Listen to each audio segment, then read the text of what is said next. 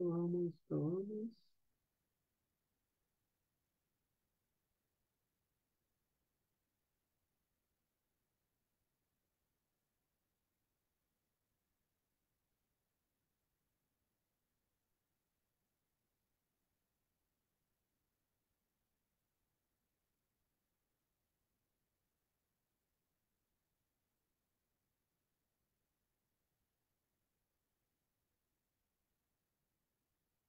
Buenas noches. Buenas noches, ¿cómo están? Hola, ahora sí, ¿me escucha? Hola, Sí, Sí, hola, ¿qué tal? domingo, Sí. buenas noches. Ahí van entrando. Hola a todos. Buenas. Hola, debe estar Muy frío ahí. Eso es lo que es. No, hoy no está tan frío, ¿eh? Yo estoy con el gorro porque No, me acabo de lavar la cabeza y como estoy saliendo de una gripe, no me quiero por engripar de vuelta. costumbre. El tema es que adentro de la casa siempre es más frío que afuera. Sí, yo tengo la estufa prendida acá, pero salís afuera y no está tan frío. Es interesante eso, lo que pasa. Pasa que mi casa de por sí donde yo vivo ya es un freezer. Mm. Sí, Entonces, no en pasa lo invierno mismo se acá. nota más. ¿Vives dónde, Domingo? ¿Montevideo mismo? Sí, sí, en Montevideo. Pero la casa es un apartamento que no sé de qué manera está construido, que es frío. Mm. Y en Sí, verano incluso es fresco abajo porque son dos plantas, dos pisos. Entonces, en verano es precioso, acá abajo fresquito. Pero en Ujú. invierno es horrible el frío que hace. y Pero bueno, Así bueno, es lo que es. hay. es lo que hay. Sí, así es. Ok, vamos a arrancar con una oración. Y Domingo, ¿tú puedes conducirnos en una oración, por favor? Sí, cómo no. Padre nuestro, te damos gracias por tu amor y misericordia. Gracias porque eres bueno para con nosotros. Gracias, Padre, porque nos has entregado a tu Hijo Jesucristo para morir allí en la cruz del Calvario por nuestros pecados. Gracias, Padre, por la sangre preciosa de tu Hijo Jesús que nos hace acercarnos a ti por medio de su sacrificio allí en la cruz. Y gracias, Señor, por tu obediencia y por darnos tu justicia, Señor, y por cargar con nuestra condena sobre tus hombros. Te agradecemos, Padre, y te pedimos tu bendición sobre cada uno de nosotros que vamos a estar en esta clase, de los profesores también y de cada uno que está participando de este seminario. Danos sabiduría y danos también carácter y todo lo que necesitamos para prepararnos para servirte de la manera que más te agrade, Señor.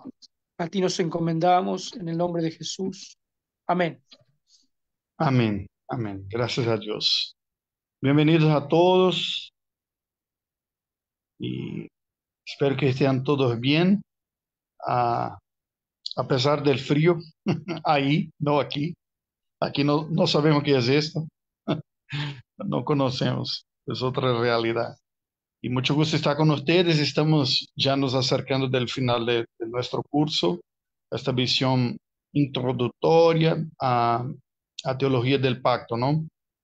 Y a mí me gustaría de hoy vermos un poco más con algunos aspectos de las conferencias sobre el calvinismo a una conferencia primera. Nosotros no vamos a tratar de todos, eso se quedará para la parte de la lectura.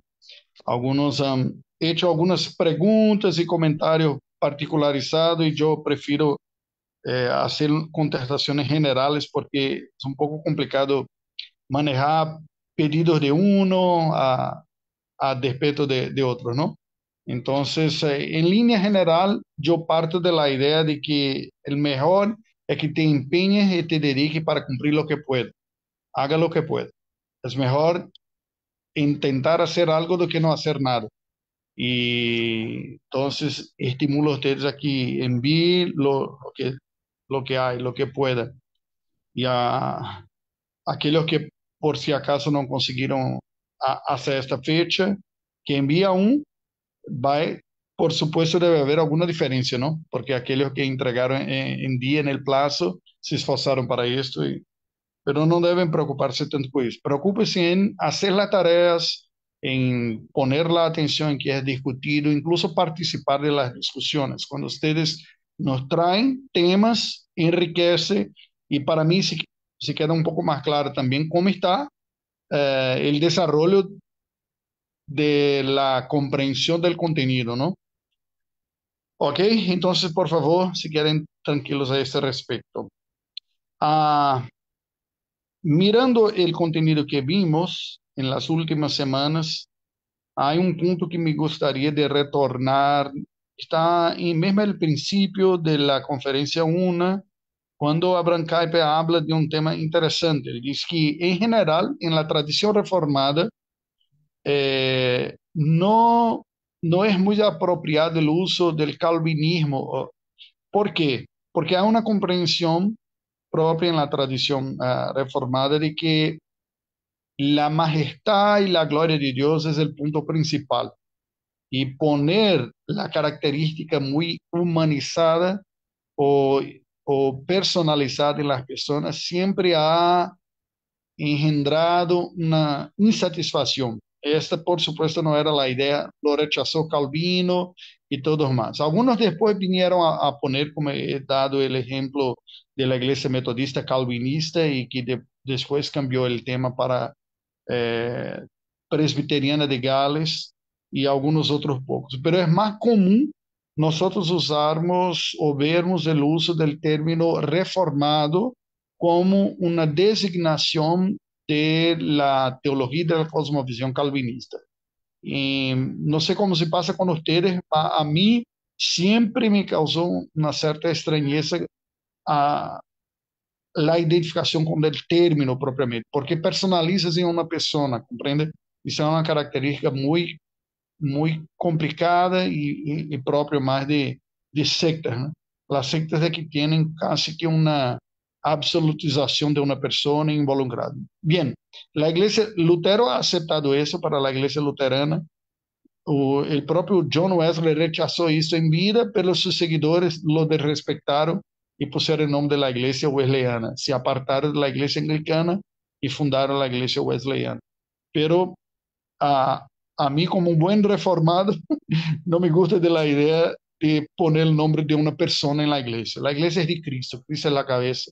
Entonces, identificar la iglesia con el título cristiano o con un título bíblico o del modelo propio de la iglesia como presbiteriano, todo bien, o por su teología como reformado, porque reformado es un concepto más simple y que identifica históricamente una línea, pero no está identificado con una persona. Entonces, ese es el punto que él destaca, que se da preferencia al título reformado que calvinista. ¿Ok? Todo, ¿está claro esto? Este punto, no que sea propiamente un error esencial, no hay una decisión en conocimiento, hay un sentimiento inapropiado. Y no es propio que la iglesia de Cristo carregue el nombre de una persona, porque no se trata de personas, ¿no? Cristo es el cabeza de la iglesia y se debe cargar. Y claro que no es solamente el título, porque mira, ese ha sido uno de los puntos de contestación de la reforma protestante a la iglesia católica romana, porque la iglesia romana tiene esta característica que tiene como su último adjetivo romano, que significa decir que a partir de Roma se gobierna toda la iglesia. Y la autoridad máxima está en una persona que ocupa la silla de Roma.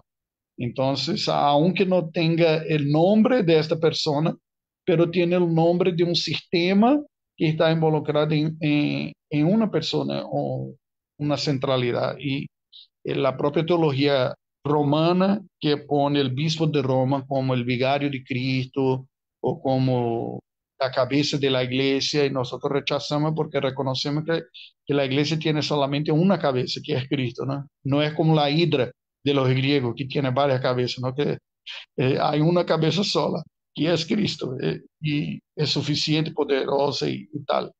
Y una de las maneras de preservar es no poner esas identificaciones personalizadas. Aunque nosotros respetemos todas las contribuciones de Juan Calvino, no lo tenemos como infalible. Hay puntos que podemos cuestionar porque a pesar de reconocer toda la capacidad que tenía él, no era infalible, era un experto en teología, en la Biblia, y en algunos puntos incluso se diverge de Calvino cuando se entiende que la exegesis bíblica, así como la teología histórica, también tienen sus contribuciones. Pero era solamente este punto que me gustaría de destacar, de la énfasis más en el título como reformado. Tranquilo esto, no necesitamos seguir hablando más, ¿no? Eso creo que es punto pacífico.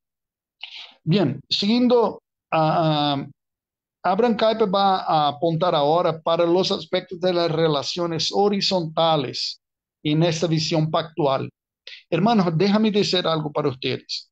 Cuando nosotros comprendemos el pacto con estas tres dimensiones, la relación con Dios, la relación con el prójimo y la relación con el mundo, pongan atención en esto. Nosotros tenemos una de las más preciosas claves de interpretación bíblica y de guía para la verdadera piedad. Está presente en todo tiempo en la Escritura. Ustedes van a ver los profetas hablando de pecado contra Dios, o pecado contra los hombres, o pecado contra el mundo, la manera como el hombre transforma el mundo. Ese está todo. Me acuerdo de una clase que tuve a un instituto bíblico cuando se hacía seminario, y una maestra, ahora no estoy seguro si era escocesa o irlandesa, llamaba Debbie, y ella decía que el mensaje de los profetas podía ser resumido en tres Is. Predicaba los profetas contra tres Is. La I de la idolatría, que es la quiebra, la quiebra del mandato espiritual, de relación con Dios. La I de la injusticia social, que es la quiebra del mandato social, que es la relación de los hombres, de pecados contra la humanidad.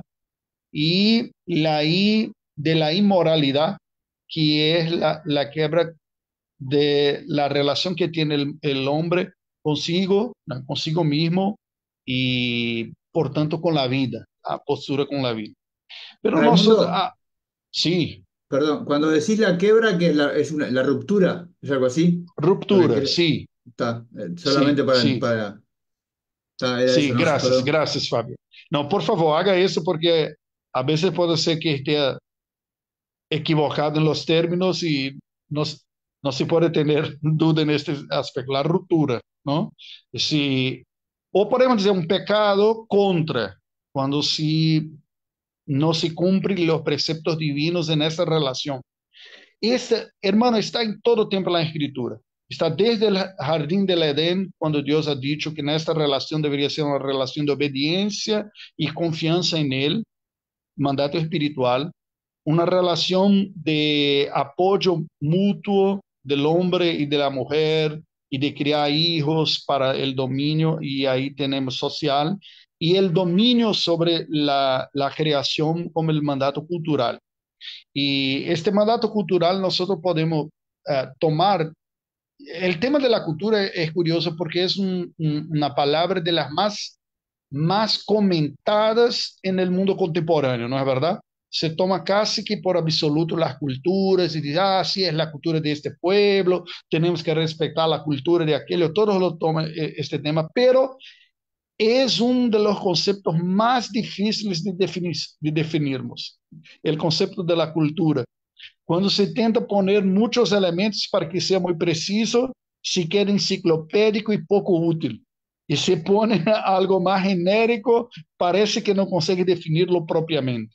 A mí me gusta de una definición que es sencilla, pero que capta la esencia del concepto antropológico de cultura, que es cultura es todo producto humano compartido por generaciones. Mira, todo producto humano compartido por generaciones. Que significa decir que no es algo esencial, no es como una planta, un árbol que nosotros entregamos la fruta porque ya está.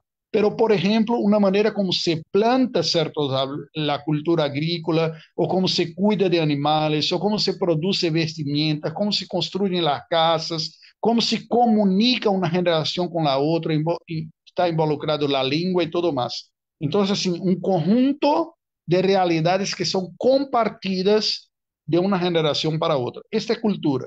Hay una cultura material, y la tenemos, y hay una cultura más simbólica, como religión, filosofías y sentido. ¿Está claro esto? Por tanto, cuando se habla de mandato cultural, está se hablando de la manera como el hombre actúa, interfiere en la creación. ¿Ok? Este concepto es de todo es un poco más difícil de lo tomarmos, porque a veces se entrelaza con el mandato social, ¿no?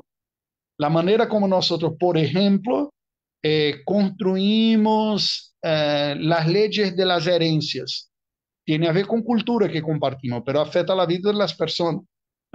Entonces, uno afecta a otro.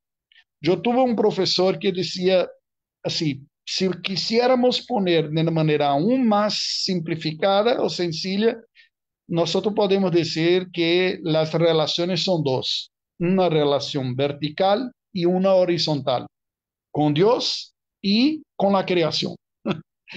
Así se queda un poco más tranquilo. Pero en términos de los mandatos, decimos que esa horizontal dividimos en dos. ¿Cuáles son? Un es con el hombre mismo, son las relaciones sociales puramente hablando, cómo se ve el prójimo, cómo se ve las relaciones, y el otro dice respecto a básicamente el trabajo, que es la manera como el hombre actúa en el mundo que vive. Claro, tiene a ver con la relación del hombre con la tierra, y ahí toca el tema de ecología, por ejemplo. Tiene a ver la relación del hombre con los otros animales, y tiene a ver también con la manera que responsablemente o no nos relacionamos con las otras criaturas, ¿ok? Y tiene a ver con la manera que nosotros cambiamos este mundo en que vivimos. Vamos a ver una a una, cada una por vez. La segunda condición, que es el mandato social, dice respecto a nuestra relación con el hombre, ¿ok? Después de la relación con Dios, por supuesto, la relación con los otros hombres, con la humanidad, es la más importante, porque Dios tiene la primacía como el creador, y de todas las criaturas ha sido solamente una especie que ha sido creada a su imagen y semejanza, que es la humanidad. Mira que esta afirmación es una de las afirmaciones más combatidas y criticadas por una filosofía contemporánea. ¿No es verdad? Por trás de la filosofía vegana, por ejemplo, va a decir, ¿qué derecho tienes tú de comer una otra especie? Ellos también tienen familia, tienen pareja, tienen hijos, sienten dolor. ¿Qué derecho tienes tú? Ellos también tienen derecho de vivir de la misma manera. No sé si ustedes ya tuvieron contacto con personas, pero está se desarrollando muy fuertemente en el mundo occidental esta manera de ver que el vegano, que en bases filosóficamente de esta manera, hay una comprensión homogeneizada de todos los seres, que dice, no hay diferencia calitativa en ninguna de las criaturas, que seria, portanto, uma prepotência e arrogância de nossa parte tenernos a nós mesmos como espécie mais evolucionada e que, portanto, com mais direitos e que se pode fazer o que quiera. E mira, há um salto qualitativo, quase um salto quântico acá no raciocínio, que é de la idea de um valor igualitário, igual a todos, hasta la oposición, que significa decir que no tiene valor ninguno. Y en este punto, una visión pactual, de una teología pactual, es muy apropiada. Porque si regresas y pido que Alguien lee en la Biblia Génesis capítulo 2, versículo 14, creo yo. Déjame conferir acá. 2, no, no es 14.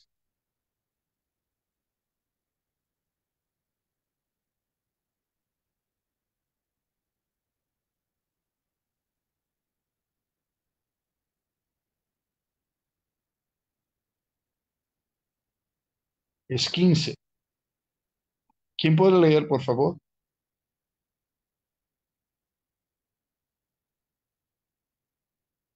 Alguien, por favor. Génesis 2:15. Dice, tomó pues Jehová Dios al hombre y lo puso en el huerto de Edén, para que lo labrara y lo guardase. Gracias. Estos versículos, si nosotros leermos desde de 15 mismo hasta 18, nosotros tenemos en resumen ya todo este pacto original que ya nos demuestra acá estas tres relaciones. La relación con Dios estaba basada en la obediencia y en la confianza. Dios ha dicho, hay dos árboles, un que puedes disfrutar, otro que no pueda. Entonces, relacionarse con Dios implicaba en aceptar sus preceptos y servirle conforme Él le ha propuesto. Eso hablamos del pacto de las obras o el pacto de la creación, que es la realidad original de la humanidad sin pecado. Claro que esta relación ella no se mantiene de la misma manera después del pecado, porque con el pecado entró la muerte y por tanto la separación de Dios, ¿no? Entonces entra en escena la ejecución del aspecto redentivo, que a unos van a llamar de pacto de gracia o pacto de la redención, ¿ok? Que si hablamos de una unidad pactual, hablamos de el aspecto redentivo que no era operante antes porque no tenía la necesidad. Nosotros hablamos de redención solamente después del pecado, ¿no? Sin pecado no hay redención, ya estás disfrutando la comunión. Y cuando vino el pecado, empieza la redención. Y el 18 es mandato social, este que estamos tratando ahora. Y dijo Jehová Dios, no es bueno que el hombre esté solo, le haré ayuda idónea para él. Claramente, ese aspecto está hablando de la relación social, que empieza con la más básica de las relaciones sociales, que es el matrimonio. Es la célula máter de la sociedad, ¿no? Sí. Aquí hay algunas diferencias culturales también. Mira cómo hay un diálogo entre mandato social y mandato cultural, ese aspecto. Porque para la cultura anglosajona, la familia es básicamente la familia nuclear, el padre, la madre y sus hijos. ¿No es así? Una típica familia anglosajona es de esta manera. La relación que tiene los hijos con los nietos, con los abuelos, es de una cita en ocasión de Navidad o de aniversario y de la Semana Santa y por ahí se va. A los latinos no. Los latinos tienen una familia agregada y en general en cuanto estuviera vivo, los más viejos se acercan toda la casa de él, especialmente la mamá, que es la abuela o la nona. Depende de la influencia, si es más italiana o española, ¿no? Y así se va, van toda la casa de la abuela y ella tiene un dominio en la familia y todos se acercan de ellas y todo más. Y hay una, dos, tres generaciones y la relación es más cercana entre los primos, que se brincan, se pelean todo y la abuela emite su opinión con la creación de los nietos también y es casi con una confusión que este concepto latino de una familia más extendida. Claro que eso también está cambiando en Europa, por ejemplo. Creo que en Latinoamérica aún se preserva un poco esta idea de la familia más grande, ¿no? No sé si se confirma eso ahí en Uruguay, pero me parece que esos elementos no se cambian tan pronto, ¿no? En la cultura, aunque esté así sufriendo algunas diferencias. Entonces, mira, cuando vemos acá en el versículo 15 que Dios puso a Adán en el huerto de Edén, el versículo termina con dos tareas que ha sido dada para él. ¿Cuáles son?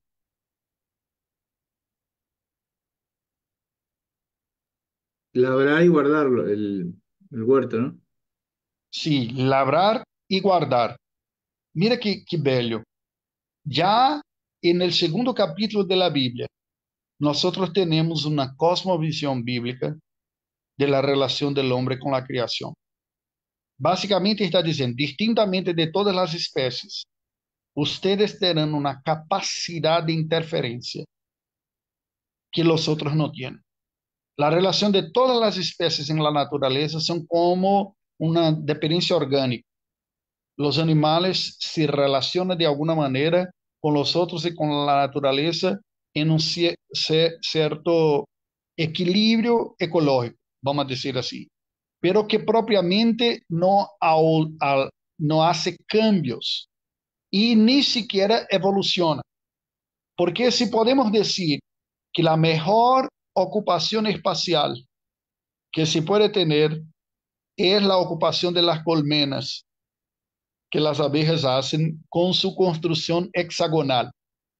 Matemáticamente es la mejor proporción entre espacio construido y espacio ocupado. Si los apartamentos fuesen hexagonal, terían menos pérdida de espacio. Los ascensores iban a tener un poco de dificultad, ¿no? Como arriba, porque está en qué piso. Yo estoy en 12, otro está en 12 y medio, y después vuelve a 12. Pero la ocupación hexagonal es perfecta. Matemáticamente es perfecta. Es la mejor proporción en que construyes y que lo aprovechas.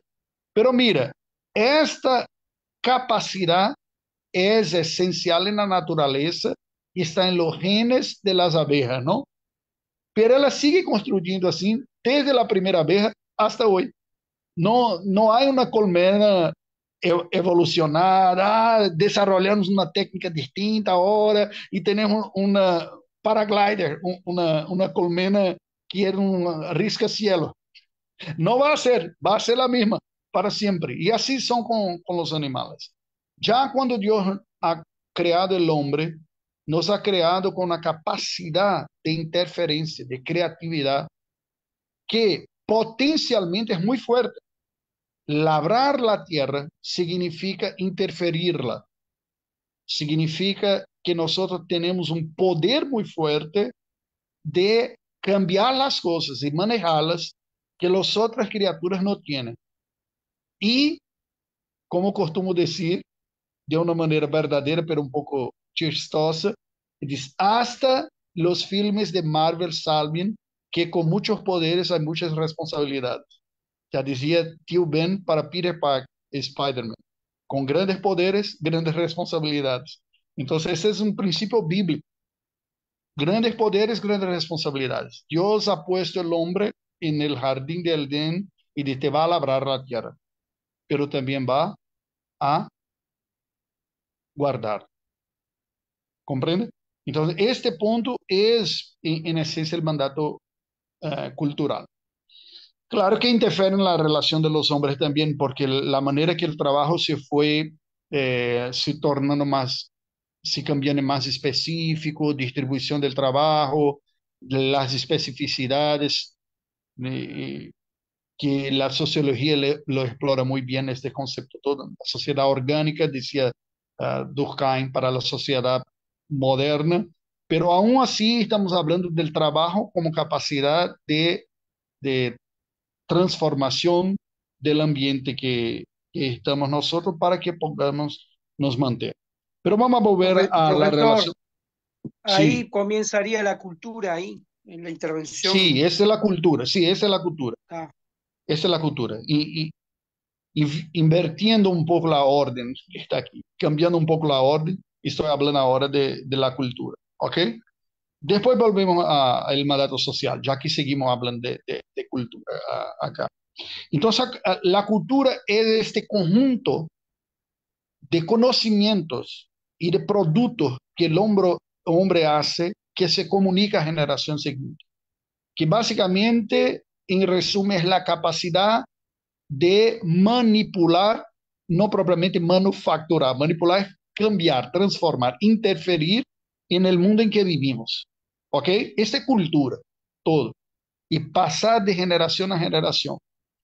Eso lo tenemos. Es curioso porque como un ser cultural, mire qué interesante, como un ser cultural,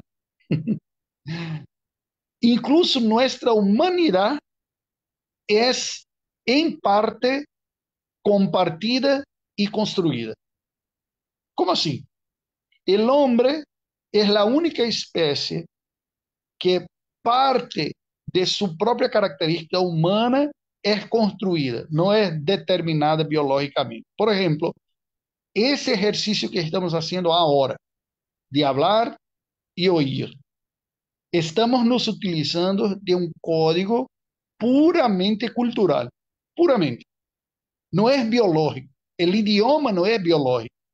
Las cordas vocálicas sí son biológicas. Pero el aparelho fonador, ese aparato fonador que tenemos nosotros, es utilizado de una manera muy específica en cada idioma, de forma que cuando alguien aprende un otro idioma en una edad más avanzada de la vida, ni siquiera lo pronuncia igual, porque la manera que usamos los músculos en la más tierna edad los desarrolló de una manera propia que nos posibilita reconocer algunos sonidos del idioma que hablamos, pero no distinguir los otros porque no nos son importantes, y reproducir sonidos que son distintos de otros. Ustedes cuando me oyen, yo tengo la esperanza que comprenden. No por deficiencia de ustedes, pero mi deficiencia de hablar de una manera propia en el idioma castellano. Pero por supuesto, no tengo duda que por más que comprendo a ustedes, no les sueña, no sueno yo natural. ¿Por qué? Porque aquello que desarrollé yo en mi capacidad y potencialidad de comunicarme en un idioma que no fueron técnicas vocálicas y lingüísticas que he desarrollado desde mi niñez, me es más difícil que ustedes que ya están se utilizando desde siempre. Entonces, mire qué interesante. Hay estudios que comprueban que personas que no tuvieron contado y experiencias de niños que fueron abandonados en la selva y que fueron rescatados después adultos y que en la fase inicial no desarrollaron el contacto social y lingüístico con otros, que su propio aparato fonador sí quedó como que atrofiado, porque si no utilizaba, no estaba listo. Y no sé si me explico. Entonces, este punto que estoy a decir es que ese aspecto que es cultural está relacionado aquí a nuestra propia humanidad. Cuando Dios ha dicho para Adán, no es bueno que el hombre esté solo, le haré ayuda idónea para él. Porque mira, hay un aspecto de nuestra humanidad que es construida en la relación social. ¿No es verdad?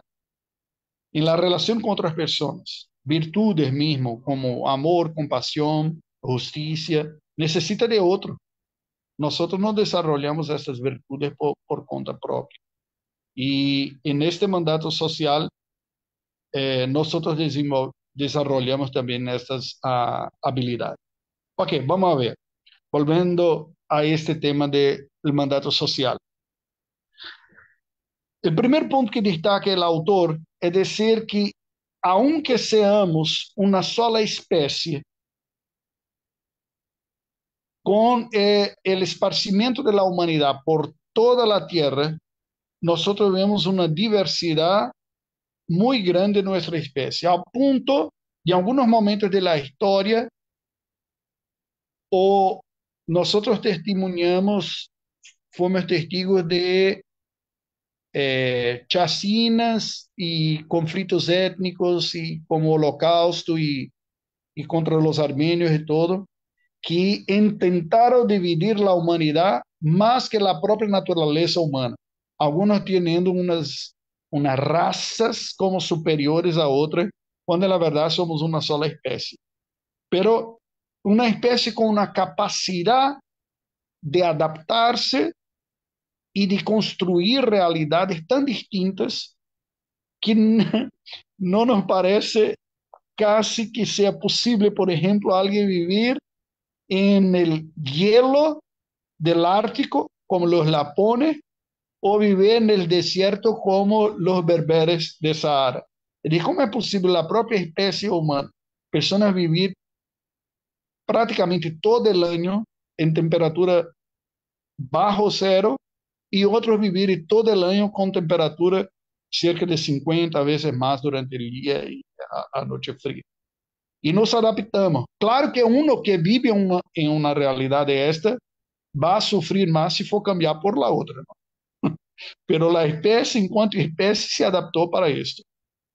Si hablamos de, por ejemplo, de la diversidad lingüística también, hay más de 10.000 idiomas hablados en todo el mundo que se tienen conocimiento, de acuerdo con alguna manera que se vea. Entonces, todo eso muestra una diversidad.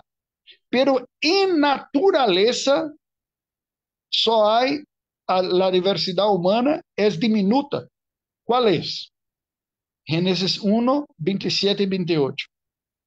¿Y cuál es la diversidad esencial, natural que hay en la humanidad? De acuerdo con la Biblia. ¿Cuál es?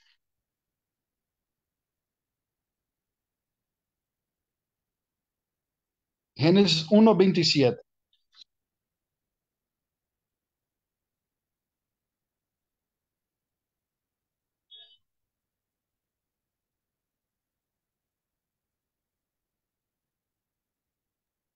Y que el ¿Puede hombre está leer? hecho a imagen de Dios. Sí, pero la pregunta es, ¿cuál es la diversidad que hay en la humanidad conforme la creación divina? Esencial, diversidad esencial. Es distinto Bueno, de la diversidad cultural. los dos sexos. Exacto, es eso. Ahora mira qué bello. ¿Cómo la Biblia presenta esta diferenciación sexual? En el versículo 27, ¿cómo se dice? Yo pido que Haga- alguien lea, por favor. Hagamos, entonces dijo Dios, hagamos al hombre a nuestra imagen, conforme a nuestra semejanza, y ejerzan dominio sobre los peces del mar, sobre las aves de los cielos, sobre el ganado, sobre toda la tierra, y sobre todo reptil que repta sobre la tierra. Ok, 26. pero, ok, 26 y 27. Y creó Dios al hombre a su imagen. A imagen de Dios lo creó, macho y hembra los creó. Déjame hacer una pregunta para ustedes. ¿Ustedes ya se dieron cuenta que cuando la Biblia afirma la creación humana, pone en el mismo versículo seguidas dos afirmaciones? Que Dios ha creado la humanidad conforme su imagen y crió la humanidad como macho y hembra. Ahora hago una pregunta para ustedes. ¿Qué tiene que ver la imagen de Dios con el sexo de la humanidad? Porque Dios es espíritu, ¿no es así? El propio Jesús, hablando con la mujer samaritana, ha dicho, Dios es espíritu y busca adoradores que le adoren el espíritu y en verdad. Dios tiene cuerpo. Es una pregunta, no es tan retórica. Dios tiene cuerpo. No.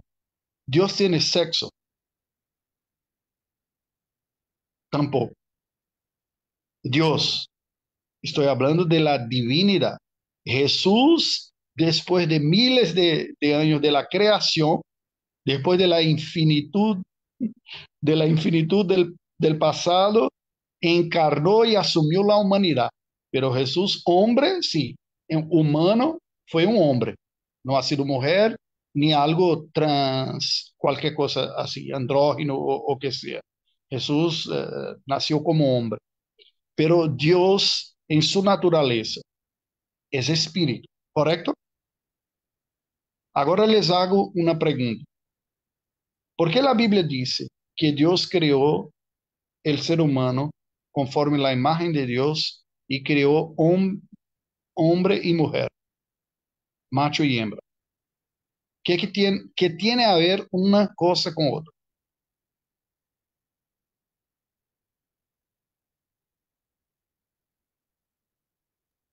Puede ser para cumplir el mandato de reproducción. Sí, por supuesto, No sé. sí, no tan por supuesto, porque hay algunas especies que Dios creó que son, eh, no me acuerdo del término biológico, que son de producción independiente, así, se duplican de sí mismos, su carga genética se duplica. Sería raro, pero podría ser. Algunos tienen, como la Re- hidra marina y algunas otras, ¿no? Pero claro. por lo menos, Re- por lo menos los animales de la tierra y de los cielos, decidió Dios crearlos con sexo. Ok, entonces en ese sentido compartimos de una realidad semejante a todas las otras criaturas divinas, o por lo menos la más grande parte. Algunos poquitos son hermafroditas y algunos pocos se reproducen duplicando su propia carga genética, ¿no? Como si fuera virus, pero hay animales que hacen así, son pocos. La más grande parte de todos es por reproducción sexual. Y en este sentido, no está en la imagen de Dios, porque la Biblia dice que el hombre ha sido criado en la imagen de Dios. Por tanto, si nosotros estamos hablando de la reproducción, todos los otros se reproducen también. Entonces, ¿en qué sentido? ¿Comprende? Así, ha sido una buena tentativa, pero no me parece que explique por qué los animales también se reproducen y algunos incluso tienen relacionamiento monogámico, ¿no? No todos, pero algunos tienen.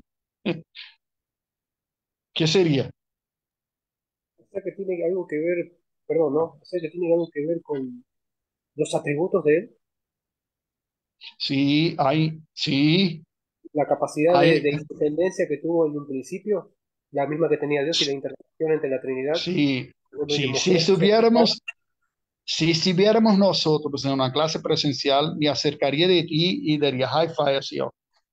Así, exactamente eso. Mira, hay un aspecto que son atributos comunicables de Dios que le comunicó a nosotros.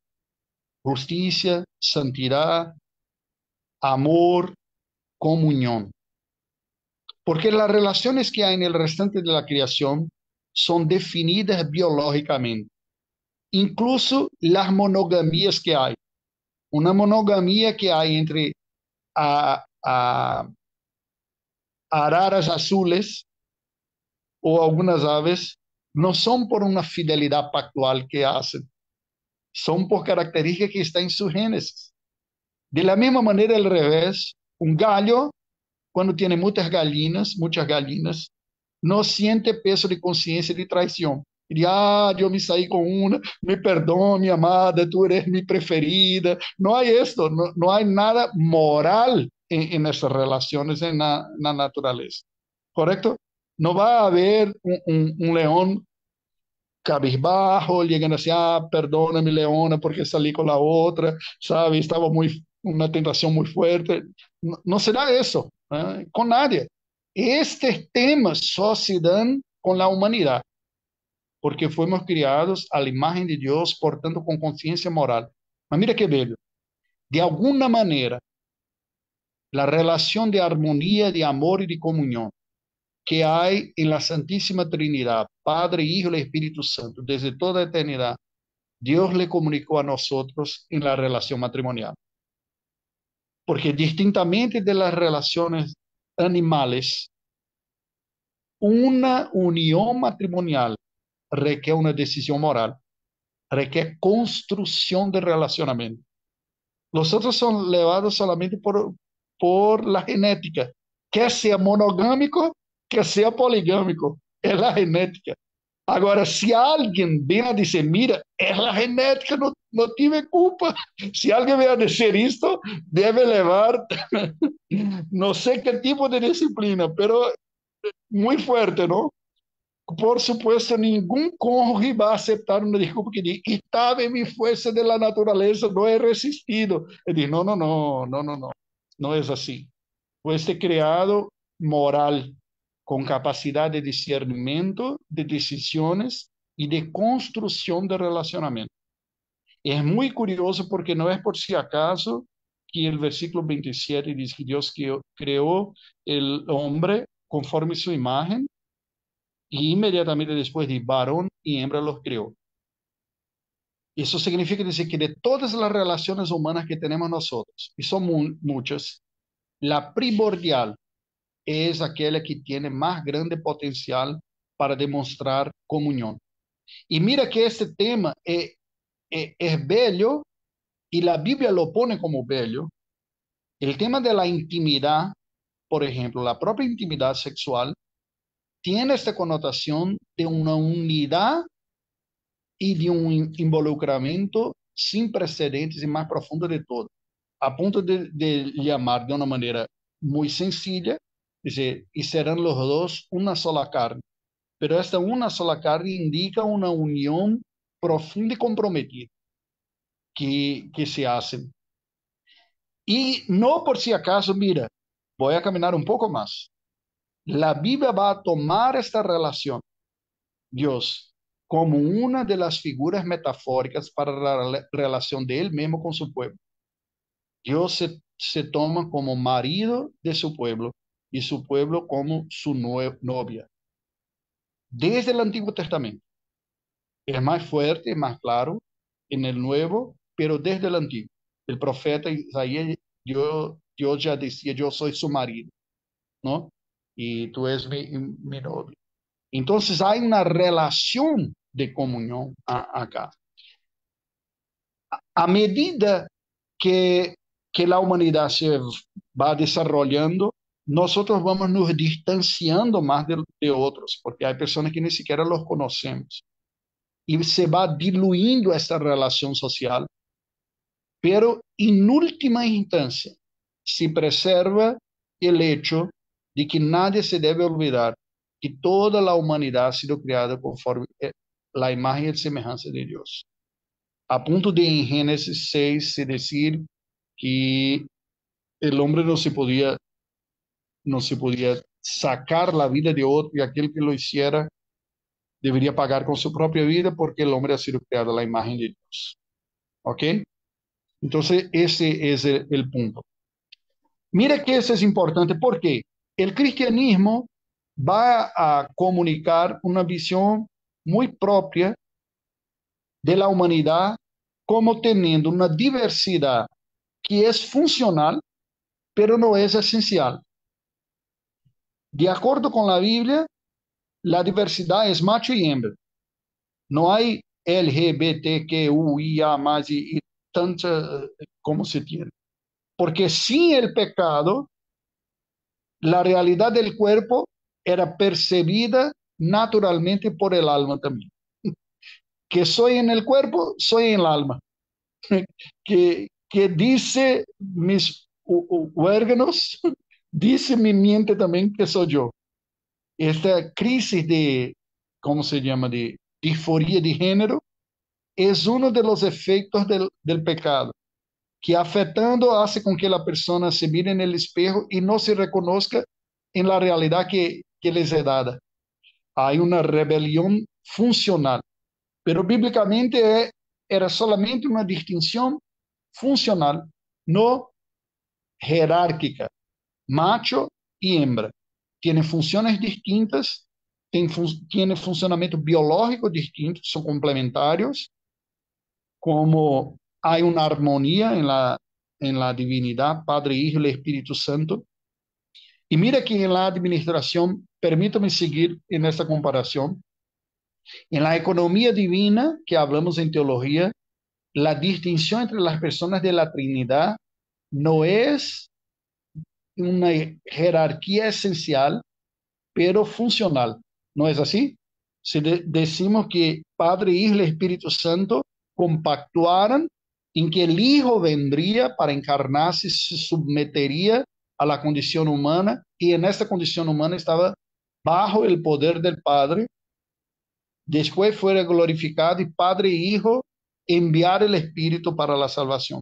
Esta subordinación es de trabajo, no es de esencia, porque son todos Padre, Hijo y el Espíritu del mismo poder. Haciendo este paralelo, vemos que en un cristianismo bíblico va a decir que hombre y mujer tienen el mismo valor. Ambos han sido creados a la imagen y semejanza de Dios, pero tienen funciones distintas también, no solamente biológicas, como papeles sociales distintos también. La ideología contemporánea tenta disminuir, y es muy curioso porque en el siglo XIX, Abraham Kuyper ya había percibido que el modernismo ya intentaba negar o suprimir toda la diferencia. Y no es precisamente esto que hace el movimiento contemporáneo, que tachan de opresores y patriarcales los modelos bíblicos que hablan de papeles distintos entre hombres y mujeres. Es simplemente una búsqueda de uniformidad, tentando reducir todas las diferencias entre hombres y mujeres a cuestiones culturales. Y no reconocemos ninguna diferencia. Este tema no es un tema muy fácil porque parte, mira, ponga bien atención que voy a decir porque es un tema polémico. Si no comprendemos, van a decir que yo dije algo que no ha dicho. Parte de nuestra propia identidad de género es construida y compartida culturalmente, sí, pero es definida bíblicamente. Voy a explicar. Una de las imágenes que tengo muy claro cuando visité Uruguay há 20 años atrás para hacer mi estágio ahí, es que las personas, los hombres se cumplimentaban con un beso en la faz. Y para los brasileños eso es raro, ¿no? Así, no te cumplimenta un hombre con beso en la faz. Esto, a mujeres sí, pero hombres solamente apartamos la mano. Así se hace. Eso definitivamente no es algo que disminuye la hombridad de uno en detrimento de otro. Cuando fui, por ejemplo, al Líbano, en uno de los trabajos, en una posibilidad de trabajo que tenía nosotros como misioneros, vi algo muy curioso, que los hombres se caminaban de mano dada en las calles y no se demuestra, no se besa un hombre o una mujer en las calles. Entonces, sí, también un hombre caminar de mano dada con otro hombre, creo que hace en Uruguay, no es muy visto como muy, muy bello, ¿no? ¿Por qué estoy a decir esto? Porque estos códigos de masculinidad o de feminilidad son definidos culturalmente, ¿ok? De la manera, de cómo lo hacemos, la manera que nos vestimos, la manera como nos posicionamos y cuál es el papel y la función, se comparte por un grupo y se pasa adelante. Pero no se puede decir que todo, todo que está asociado al sexo es definido culturalmente. Cuando vemos bíblicamente, hay funciones distintas. La Biblia pone, por ejemplo, la responsabilidad de la protección para el hombre, no para la mujer. Y si nosotros relativizamos esto, vemos unas imágenes que bíblicamente no son apropiadas. Mujeres que defienden su familia porque sus maridos están con crisis de debilidad y alguna cosa, y llorando en casa por las amenazas, y se van las mujeres a defender. Y dicen, no, hay un problema ahí de comprensión de tu papel. ¿Comprende? Aunque sea enseñado estas cosas, hay aspectos que son definidos bíblicamente. Y la búsqueda de eliminar toda diferencia, que ahora incluso llega hasta en la interferencia del propio cuerpo, es una evidencia de una sociedad que rechaza la creación conforme Dios ha hecho. Pero vamos a seguir. Cuando vemos el paganismo dice Abraham Kuyper en su obra, pone el hombre en sujeción al propio hombre. Las sociedades indianas, por ejemplo, en el hinduismo, otras religiones paganas, la explotación que el hombre hace del otro y la manera de verlo es una manera de diferenciación. ¿Por qué? Porque en la cosmovisión pagana, la divinidad está involucrada en la naturaleza. no hay esta diferencia entre Dios y la creación, en el creador y la criatura. Por tanto, si todo está ya mezclado, entonces las diferencias están entre todo que está mezclado. Y tenemos como un ejemplo clásico de eso la sociedad hindú, que es dividida en castas, ¿no? Mira que la misma especie humana no es considerada igual.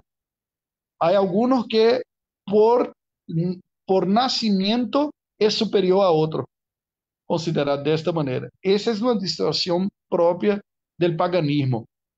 El islamismo, que vemos en el islamismo como hace una separación radical entre Dios y la creación. Dios está tan lejos, inaccesible, que la sociedad se pone para gobernarse conforme su fuerza. Y ese es un otro punto interesante, porque la visión que tiene una sociedad o una cultura de Dios va a determinar la manera como esa sociedad cultiva y produce su dinámica. En una religión en que Dios es soberano, supremo, todopoderoso y que gobierna y todo, hay una tendencia de establecer relaciones de dominancia en la sociedad. No son relaciones más fraternas. ¿Ves? No es por si acaso que en los países musulmanes la fuerza del liderazgo es muy dominante, ¿no? Claro que vamos a decir, esto también se pasó en la cristiandad, en la Edad Media, en tantos otros. No significa decir que estaban correctos. Se pasó por abusos de autoridad. Pero en la propia cosmovisión, cuando vemos históricamente, el islamismo, por ejemplo, ha producido esclavitud con mucho más tranquilidad que las sociedades cristianas. Los esclavos de las sociedades humanas más antiguas, con el paganismo, era muy común tener una guerra y los vencidos eran esclavos de aquellos que vencieron. ¿Por qué? Porque en la visión pagana, como Dios está abajo, las diferencias son intensificadas. Y en la visión islámica, como tienes un Dios muy fuerte que domina por su fuerza, la fuerza es el instrumento de dominio también de estructuración de estas sociedades. Incluso hay un aspecto curioso, porque como la idea es casi un fatalismo, es decir, si hay una revolución, hay un golpe de Estado, y un otro viene a gobernar, y así Alá lo quiso, es ese ahora nuestro gobernante. Es diferente de una manera que es gerenciada por reglas, ¿no? Y dice, hay un golpe, hay que restaurar el orden de las cosas. En ese dominio eh, musulmán, el que resultó es que era de la voluntad de Allah. Así es. En el romanismo, Abraham Kuyper va a decir que hay una interpretación aristocrática de la vida, porque la propia estructura romana, católica romana, es una estructura también que Dios también está muy lejos y que nosotros nos acercamos de Dios como por niveles, ¿no es así? Jesús está más cerca del Padre, María está más cerca de Jesús, los santos están más cerca de Jesús y de María. Entonces tiene toda una jerarquía espiritual también. Yo pido para el santo, que pide para la madre, que pide para el hijo, que nos aceptamos de Dios. Y la sociedad que ha construido los católicos romanos ha sido una sociedad también jerárquica. De acuerdo que el modelo feudal era un modelo absolutamente jerárquico. Tenía los nobles, los aristócratas y el pueblo en bajo de la pirámide. Y él va a decir entonces que cuando miramos el calvinismo, miramos un modelo muy peculiar de sociedad, porque reconocemos las diferencias que hay entre hombres y mujeres. Entre tanto, esas diferencias no son esenciales, son disfunciones. Reconocemos las diferencias entre las personas. El calvinismo, propiamente con su propuesta, no ha sido ni una homogeneización como el comunismo ha propuesto, ni tampoco una jerarquización de categorías. ¿Por qué? Porque todos los hombres deben ser vistos delante de Dios. Y la idea es que ponerle todos de rodillas delante de Dios. La idea bíblica está presente en los escritos de Pablo, por ejemplo, cuando escribe a los Efesios, en capítulo 6 o Colosenses, que dice, si tú eres los dueños traten bien a sus siervos, sabiendo que ellos también son imagen de Dios. Si eres siervo, sirva con respeto, sabiendo que estás como que sirviendo al propio Dios. En otras palabras, la visión bíblica que ha rescatado del calvinismo es, reconocemos que hay diferencias, pero ellas no son esenciales, son funcionales y son regladas pela propia naturaleza de la imagen de Dios que está en nosotros. ¿Alguien gostaria de comentar alguma coisa sobre este tema del mandato social? Una Sé pregunta, que podemos profesor. hablar mucho más. Sí, Eh, el hecho de que seamos creados a imagen y semejanza de Dios, en cierta forma sí. está relacionado con que somos, por así decirlo, un reflejo de la economía de la Trinidad. Perdón, no he comprendido la cuestión. La A imagen ver, de vamos de Dios vuelta. está... O sea, el hecho de que hayamos sido creados a imagen y semejanza de Dios, ¿está relacionado de alguna forma con el hecho de que eh, fuimos creados como un reflejo de la economía de la Trinidad? Ah, sí, sí, entendí a pregunta. Creo que podemos hacer un paralelo, sí, pero por supuesto no es total, ¿ok? No, obvio. ¿Cuál es cuál es el paralelo que podemos hacer? Nadie Que, tiene que, duda, sí, nadie tiene duda de que hay amor, fraternidad y compañerismo entre las personas de la Trinidad. Y eso se debe expresar primero en el matrimonio. El matrimonio debe ser una expresión del amor y compañerismo, así como hay en la Trinidad. Eso no tengo duda, porque eso está presente por estas metáforas propias que Dios hace del matrimonio con la relación de Él con su pueblo, y nosotros podemos ver esa característica de Dios de amor y de compañerismo también que hay entre las personas de la Trinidad. claro, Ahora, entiendo perfectamente. decir más que eso creo que ya es demasiado, ¿no? Es como interpretación alegórica de las parábolas de la Biblia, ¿comprendes? Así, por supuesto, podemos decir, ¿de qué manera enfoca en el punto? ¿De qué manera la diversidad de género, que macho y hembra, en la especie humana refleja la diversidad o la imagen de Dios? Y que veo es precisamente en la codependencia y comunión, amor relacionado. Eso que veo. Podemos decir también que hay, por inferencia, podemos también concluir que podemos afirmar que somos todos de la misma naturaleza, no hay una jerarquía entre la humanidad, y no solamente entre hombre y mujer, como los todos demás. Eso es importante porque hubo perversiones a lo largo de la historia, ¿no? Hubo periodos en que personas se tomaban como algunos superiores a otros. Hubo quien dijera que los negros esclavos eran así porque recibían la maldición de Caín o de Canaán que ha dado y por eso se justificaba. Pero ha sido una perversión mala, muy grande y como una justificativa entre, ¿cómo se dice? Eh, comillas, no es comillas, ¿no? Entre comillas, una justificativa para el pecado de la explotación del prójimo. ¿Ok? Porque somos iguales. Y Claro. no hay Sí, sí, distinción. entiendo, entiendo. La Biblia enfatiza siempre la unidad. Ahora mira, de la misma manera, nosotros debemos reconocer que el pecado afectó todas las relaciones. Si afectó la relación con Dios y a punto de morirnos, necesitamos de regeneración y del Espíritu Santo, se afectó las relaciones sociales. Quien es casado sabe lo que estoy a decir. El mejor de los matrimonios no es una armonía perfecta. porque el pecado nos afectó en esa relación. Se afectó todas las relaciones sociales. La mejor de las relaciones entre padre e hijos tiene sus riesgos. La mejor relación entre amigos, hay decepciones también. ¿No es así? La mejor relación que hay entre los hombres, hay sus contratiempos y sus dificultades debido al pecado.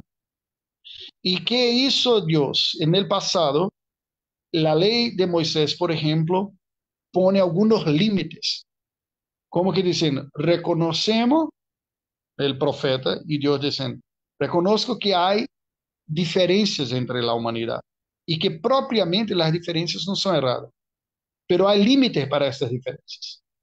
Incluso los esclavos, que es un tema un poco complejo y necesitamos reflexionar bien a ese respecto. Déjame poner esto como ilustración porque es uno de los temas más complejos que hay. R.C. Sproul ha dicho que su país, Estados Unidos de América, tiene dos culpas delante de Dios. Él que está diciendo, no soy yo.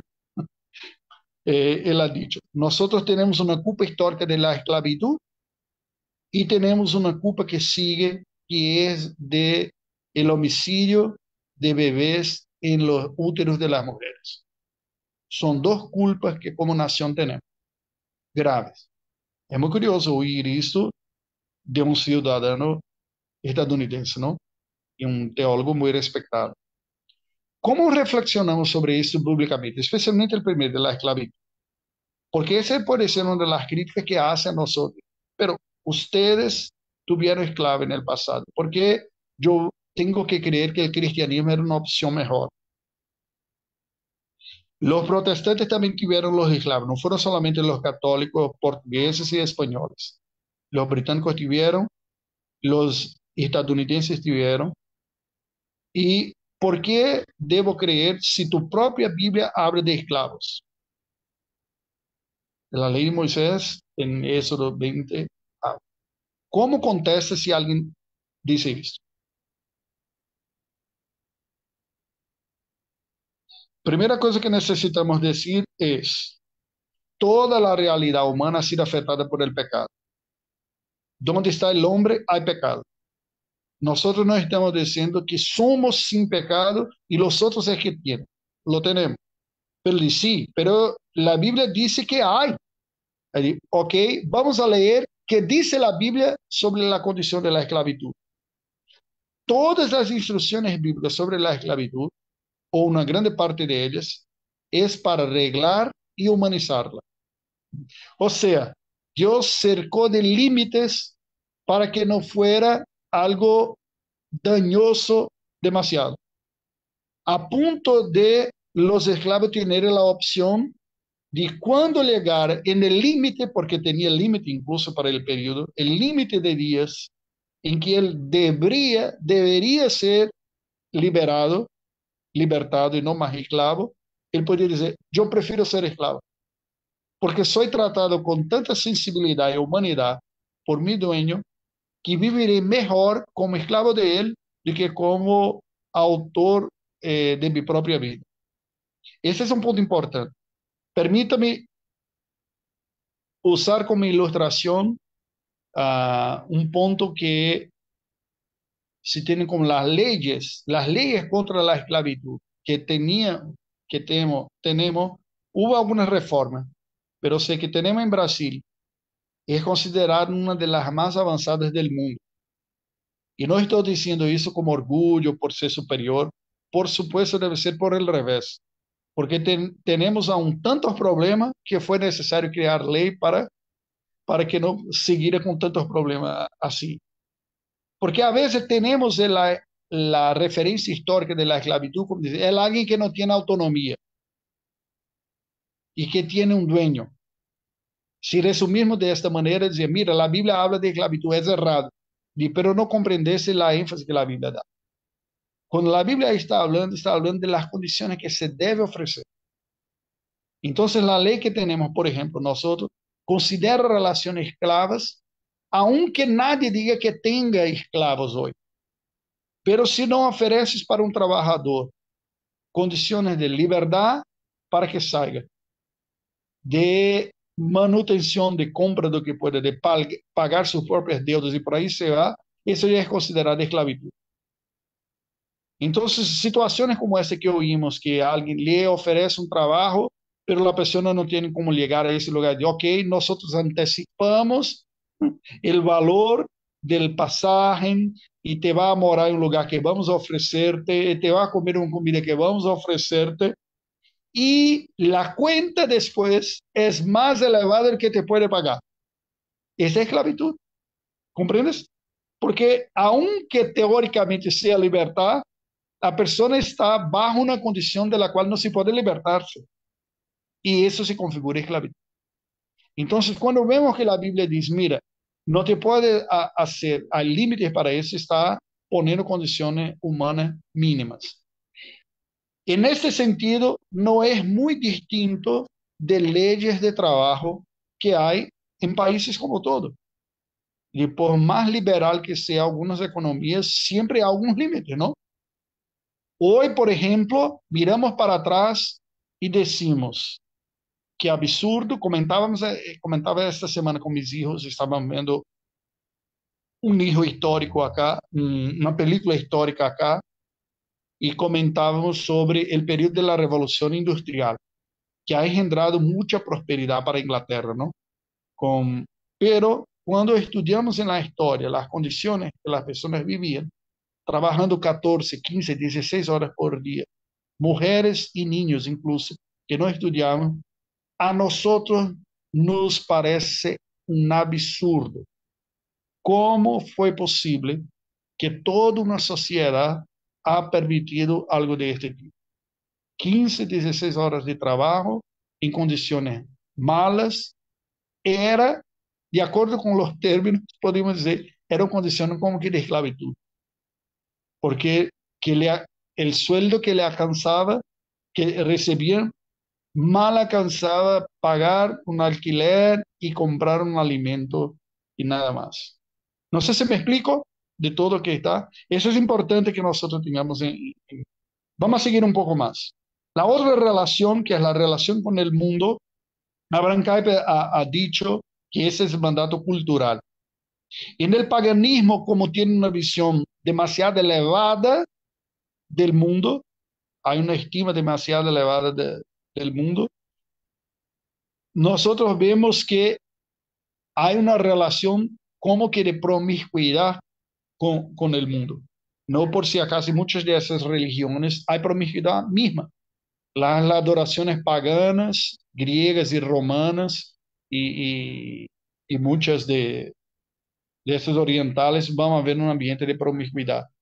En el islamismo hay una subestima, porque como Dios es puesto como sublime y demasiado perfecto y arriba de toda la creación, hay una valorización más baja de la creación como un todo.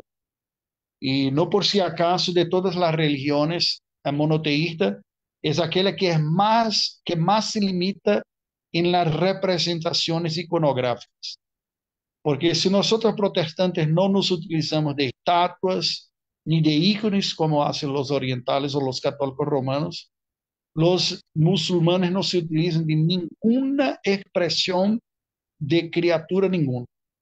En las mezquitas solo hay dibujos geométricos o artes de dibujo. No se puede expresar ningún hombre y ninguna criatura, porque tiene como un contraste muy fuerte con el creador. Y de nada se puede.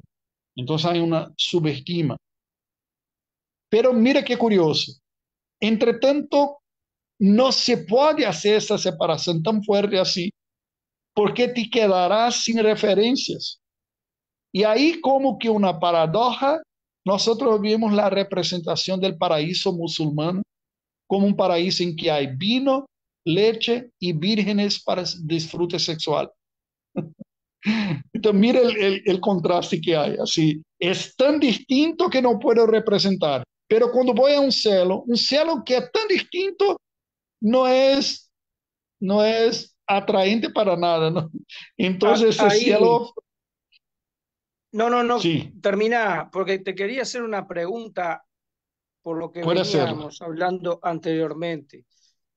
eso me, por me da hacerlo. pie para para preguntarte justamente.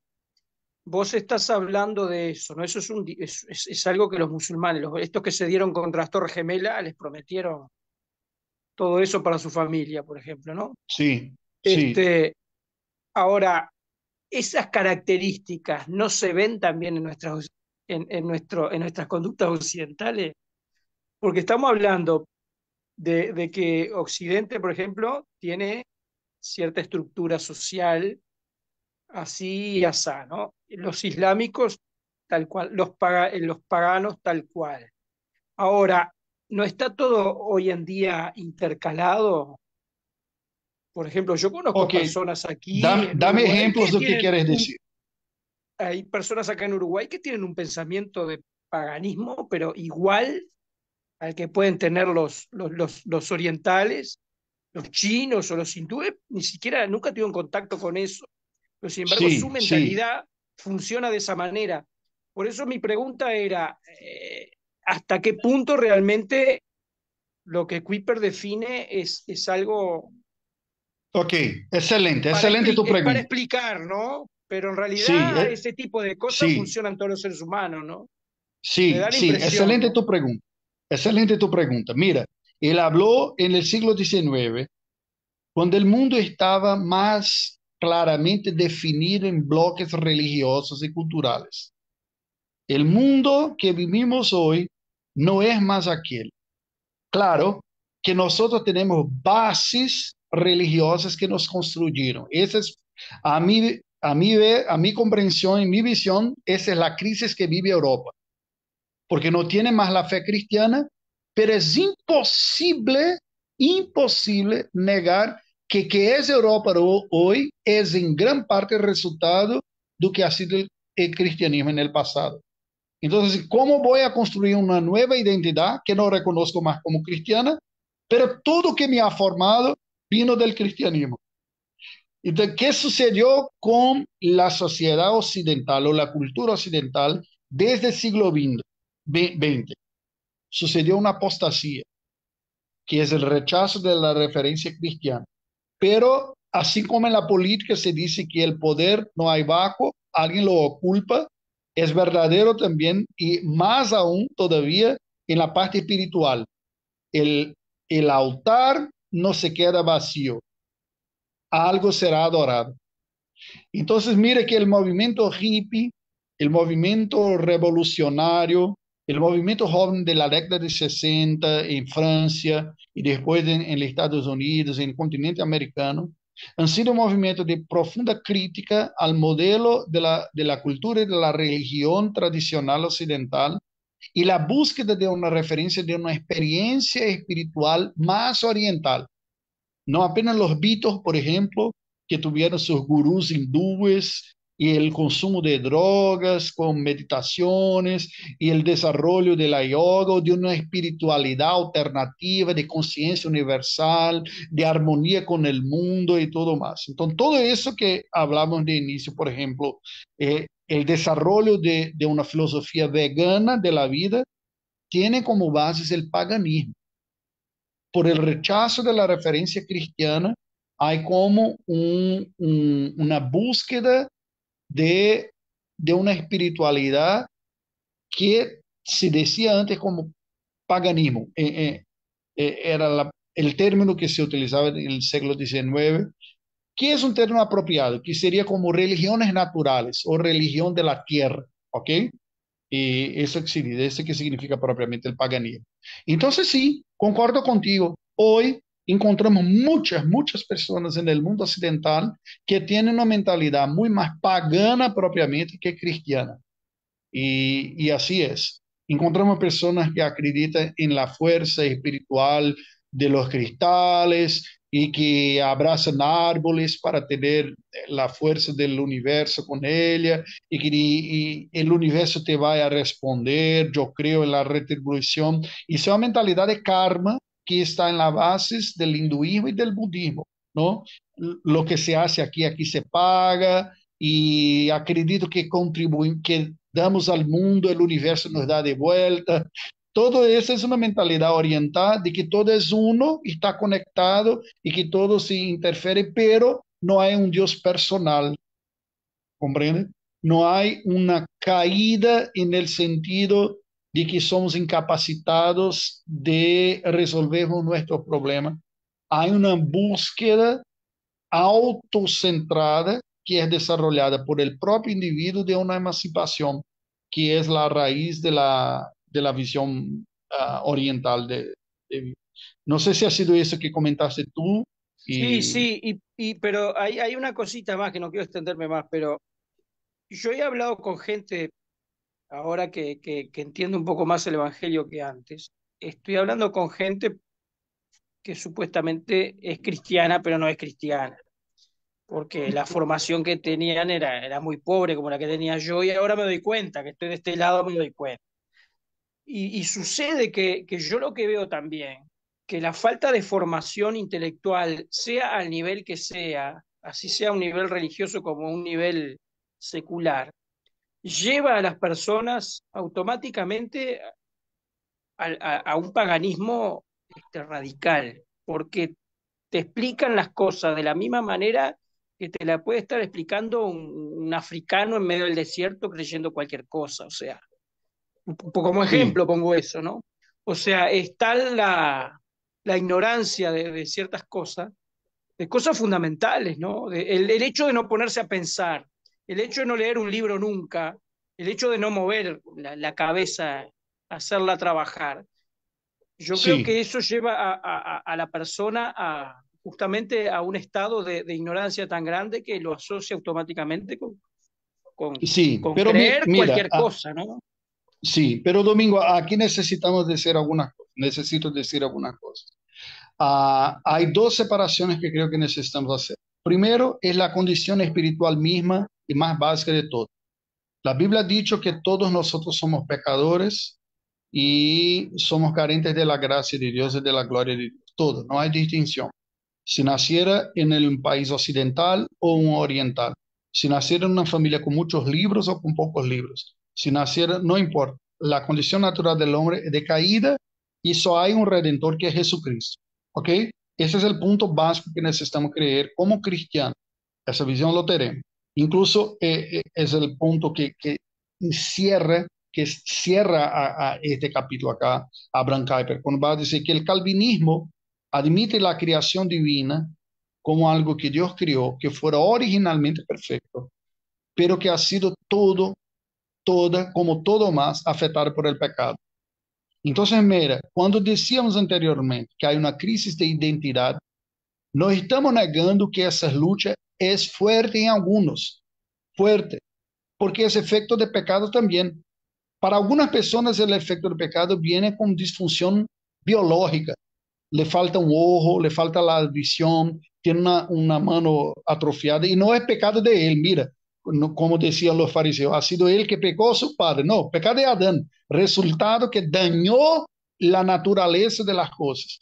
Vemos los efectos en la naturaleza propia, el mar que se puede revoltarse y quebrar las casas, y inundación como hay en los vecinos del norte de ustedes, ahí Rio Grande do Sul, que ha matado muchas personas.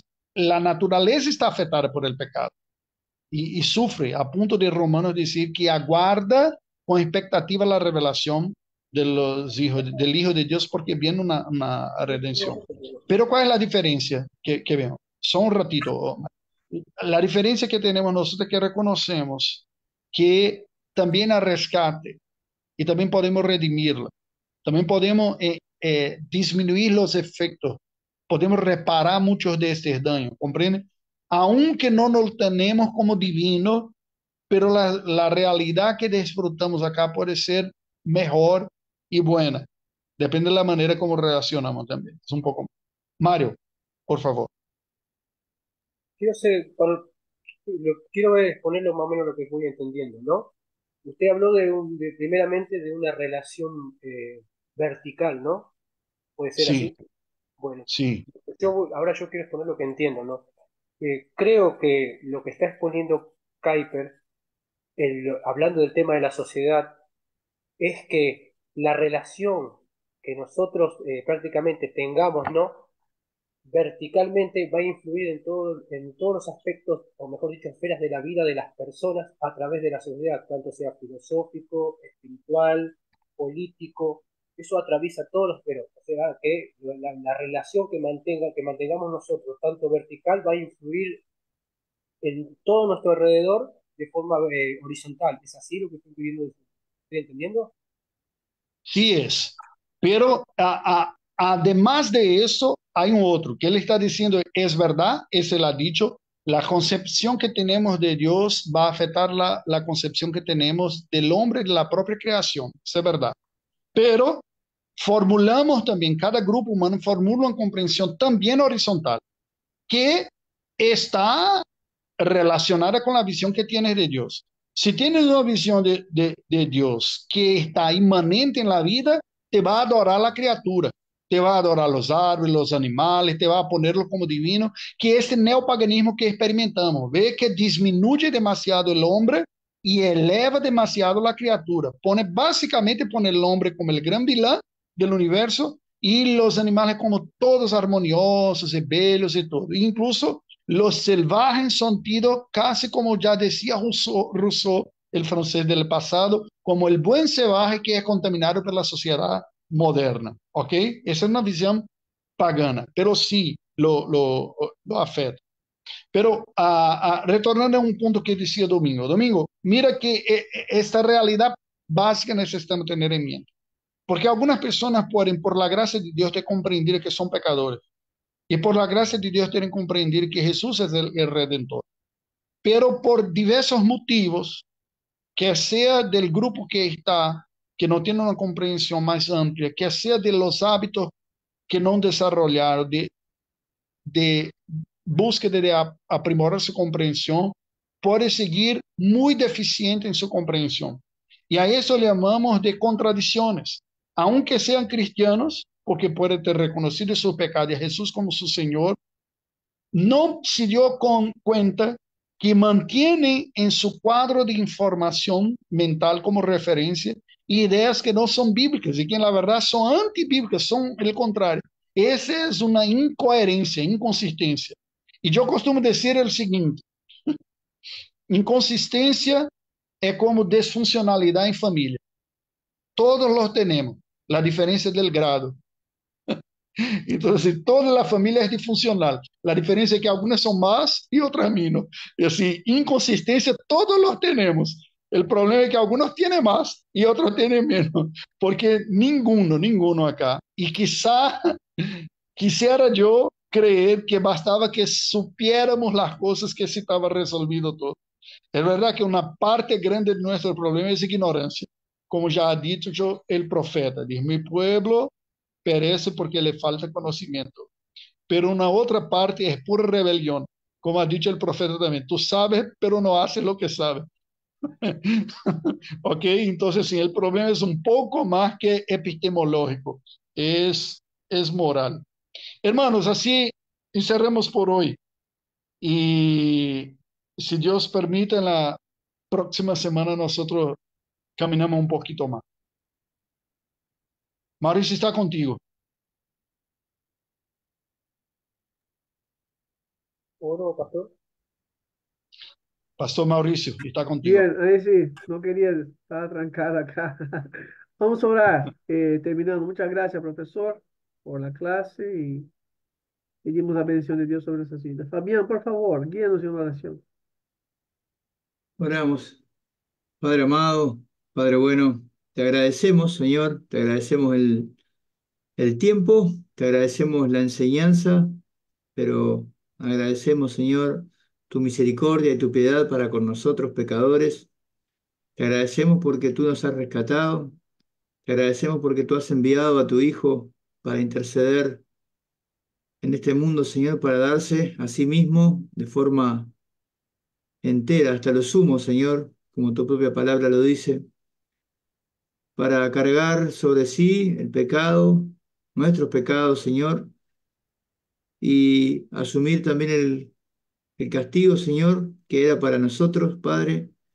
Agradecemos esta inmensa misericordia que tú has tenido para con nosotros, Señor. Ayúdanos, Señor, a poder tener una relación correcta de amor hacia ti, Señor, y que esa relación también pueda ver nuestra vida repercutiendo alrededor nuestro, Señor. Como recién se nos enseñaba, Señor, una relación vertical contigo que impacte a nuestro alrededor también de forma amorosa, piadosa y misericordiosa, Señor. Padre, ayúdanos a predicar el Evangelio, ayúdanos a enseñar a otros tu verdad, Señor, y, y ser herramientas en tus manos, Señor, para que muchos más te conozcan. Tus escogidos ya lo están desde la eternidad, Señor, pero tú usas a tus hijos para que ellos lleguen a Cristo, Señor. Así que nos ponemos delante de ti, Señor, y rogamos, Señor, ser parte de tu brazo redentor en el mundo, Padre. Amén. Agradecemos la enseñanza que hemos recibido, agradecemos la vida de cada uno de los hermanos que participan, Señor, de cada uno de los profesores que preparan las clases, Padre, que brindan de su tiempo para, en definitiva, para la expansión de tu reino. Agradecemos todo y ponemos en tus manos el fin de jornada, en el precioso nombre de Jesús. Amén. Amén. Amén. Amén. Amén. Gracias, Buenas noches. profesor, Dios les hermanos. Buenas bendiga. noches. Nos Dios les vemos. Buenas bendiga. Chao, noches. chao. Bendiciones.